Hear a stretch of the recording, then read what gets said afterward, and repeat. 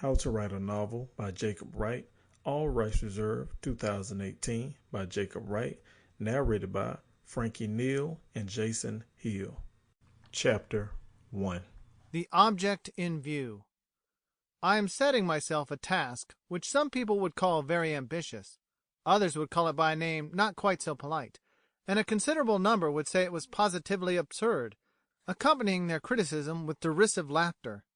Having discussed the possibility of teaching the art of writing fiction with a good many different kinds of people, I know quite intimately the opinions which are likely to be expressed about this little book, and although I do not intend to burden the reader with an account of their respective merits, I do intend to make my own position as clear as possible.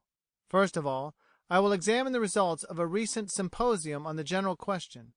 When asked as to the practicability of a school of fiction, Messrs. Robert Barr, G. Manville Fenn, M. Bentham Edwards, Arthur Morrison, G. B. Burgin, C. J. C. Hine, and Mr. John Oliver Hobbes declared against it.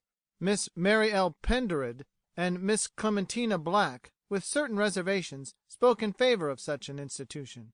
True, these names do not include all the representatives of the high places in fiction, but they are quite respectable enough for my purpose.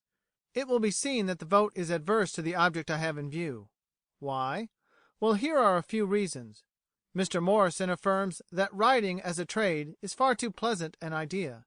John Oliver Hobbes is of opinion that it is impossible to teach anyone how to produce a work of imagination, and Mr. G. B. Burgin asserts that genius is its own teacher, a remark characterized by unwitting modesty.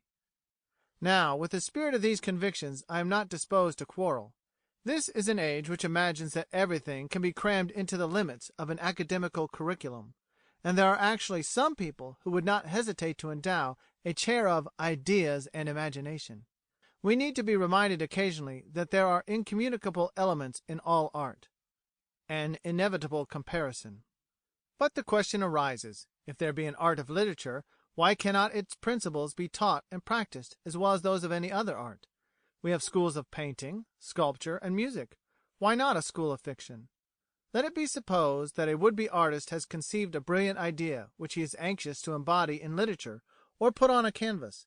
In order to do so, he must observe certain well-established rules which we may call the grammar of art.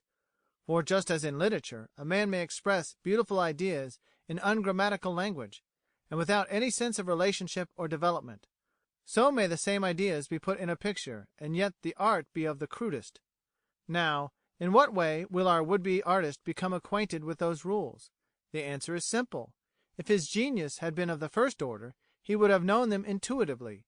The society of men and women, of great books and fine pictures, would have provided sufficient stimuli to bring forth the best productions of his mind. Thus, Shakespeare was never taught the principles of dramatic art. Bach had an instinctive appreciation of the laws of harmony, and Turner had the same insight into the laws of painting. These were artists of the front rank. They simply looked and understood. But if his powers belonged to the order which is called talent, he would have to do one of two things: either stumble upon these rules one by one and learn them by experience, or be taught them in their true order by others, in which case an institute of literary art would already exist in an embryonic stage. Why should it not be developed into a matured school? Is it that the dignity of genius forbids it, or that the pupilage is half a disgrace? True genius never shuns the marks of the learner.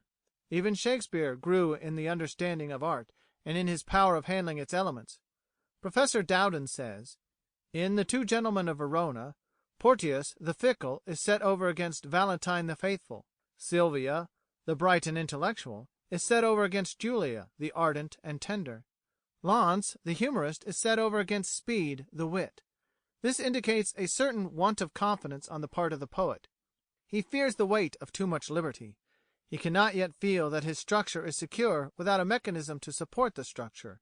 He endeavours to attain unity of effect less by the inspiration of a common life than by the disposition of parts. In the early plays structure determines function. In the later plays organization is preceded by life." A model lesson in novel writing.